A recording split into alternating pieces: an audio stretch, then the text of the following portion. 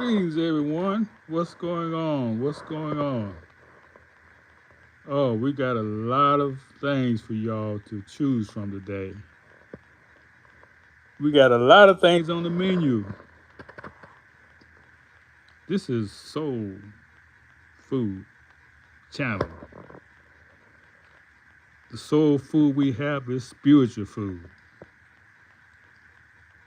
That's the best food you can have. Yeah, we got a lot on the menu, a lot to choose from.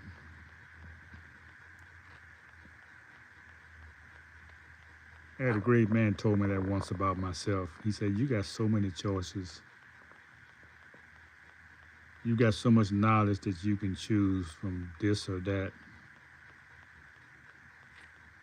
I didn't understand it really too much at the time I was being shared, but now I understand it. And what this means is that you don't have to settle for what they present you as a meal. Let me use myself for example. Last year, I spent quite a bit of time following certain content creators. And when I look back, I say, man, it was interesting, but it's mostly gossip. You're mostly talking about people. Yeah, it's good to know what's going on, but what can it do for you? Things that are beyond your control. Why do you want to focus on something that really has nothing to do with you because you didn't create it? And knowing it is not going to change anything. Knowing these things not going to cause you to benefit.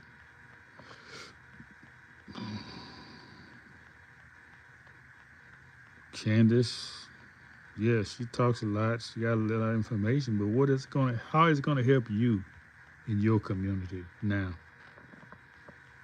Sabby Sabs, yeah, she got a lot of information, interesting. A lot of people got a lot of information, but how is that helping you in your community? What kind of spiritual food is it feeding with people? So there's so many things I can assist you with, share with you. I started learning Hebrew. I said, oh man, this is the language of God. Amazing language. That will really take you somewhere because you can apply what you're learning to the ancient languages. So just try it and see. Learn the alphabet. It may take you a few years, but you'll master it. And you find that the letters,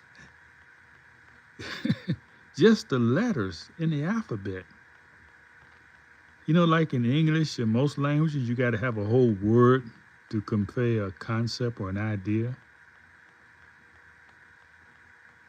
In Hebrew, the letter itself conveys an idea. I guess that's because it's an offset from hieroglyphics.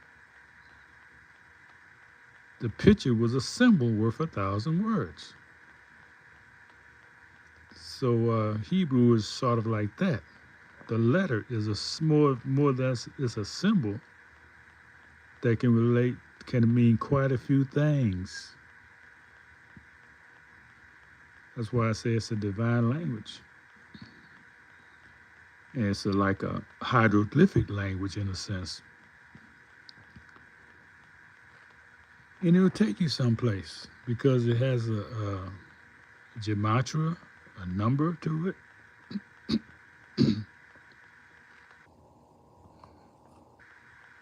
In other words, It's a diet that will benefit you studying any foreign language because you learn more about your own. So I'm telling myself, man, I'm not going to spend any time watching these people anymore. I haven't done that consistently. I just, I get caught up in it like you do and look forward to seeing them. Then you look back and say, man, how much time did I spend watching these people?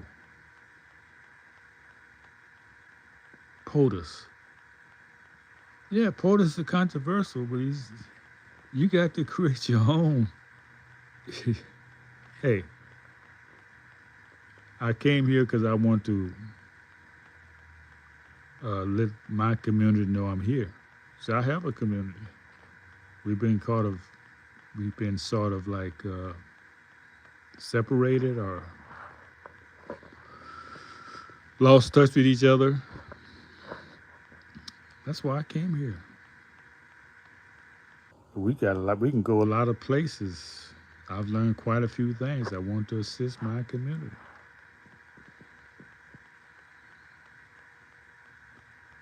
But now it said, well, anybody, whosoever will, let them come.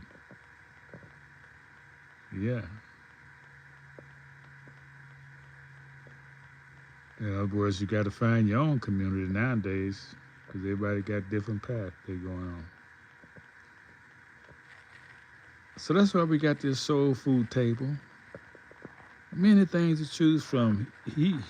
Foreign language and Hebrew just one.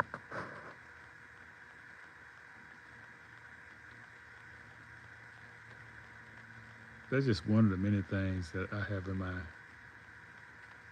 bag to share with you. Because that's what I do. I study, I gather knowledge. We got a lot of shoes to choose from. So, what's going on in the chat? People start writing me. Okay, they open up the chat. Yay, they opened up the chat. Uh-oh, somebody trying to cuss me out. That's an uneducated person. I'm going to tell you why. Because if you don't like someone, why would you spend time talking to them? That's stupid.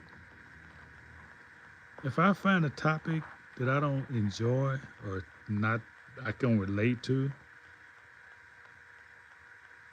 or offensive, I keep moving. Why would I give my energy to that? I'm gonna tell you why people do that. Because they are like energy vampires. If they can get your attention, they can get your energy. So don't give them your energy.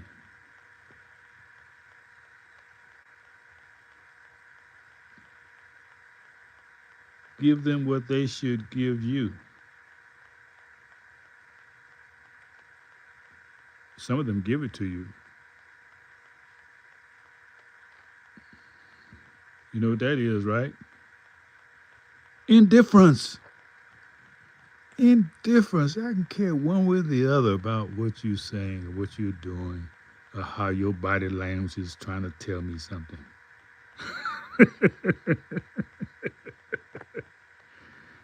Most people do that unconsciously. They're not even aware of what they're doing. But when you get a certain vibration, you can see in the body language what they're thinking. And y'all sick. Y'all some sick people. But I need that. I need the sickness around me because it's a mirror. I can measure my sanity. Yeah. That's why we have a law. As above, so below. And I walk, let's say the whole law. Let's not skip it. As above, so below, as within, so without. I walk through the doorway of unity. That makes you balance. If you didn't have evil, how would you know what's good? You wouldn't. Wouldn't be no measuring. But that's not the real. That's not the right law for that. For measuring good and evil, that's come under the law of polarity, and that law says this. The affirmation of that law is. Let me go to my computer and dial it up for y'all.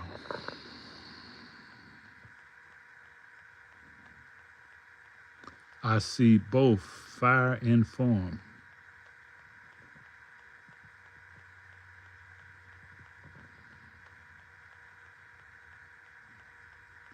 I see both fire and form. I see both fire and form. And because I see both fire and form,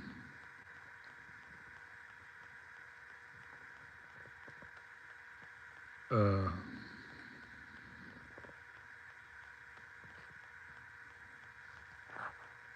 I wholeness.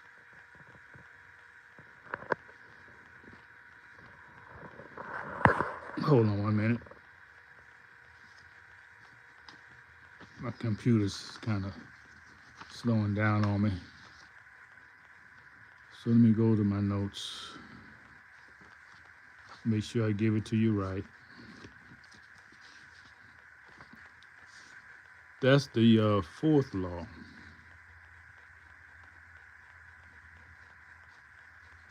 You want to go through all the laws for you?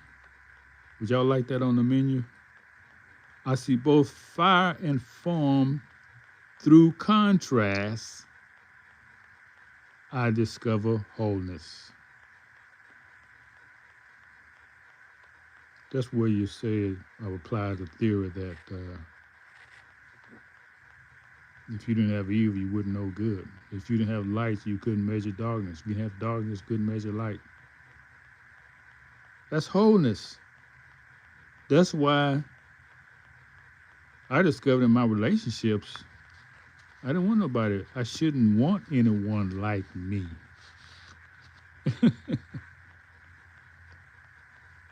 That's not balance. You're someone who's unlike you. You want someone who's not like you. Now, I'm not talking about it everywhere. I'm talking about on certain aspects. Y'all may have different religions, different viewpoints. Now, some things I can't differ with. Some things I would not compromise on. But that's too radical for me. What are you talking about, old school? I'm saying I'm not a race trader. Put it like that. And if you are a race trader and you're with a race trader, what can y'all do for each other? Trading places. No, no, no. I believe birds of a feather should flock together. And most people do. Whether they tell you or not, whatever they say, they believe most birds of a feather should flock together. That's why they're doing it. And see nothing wrong with it.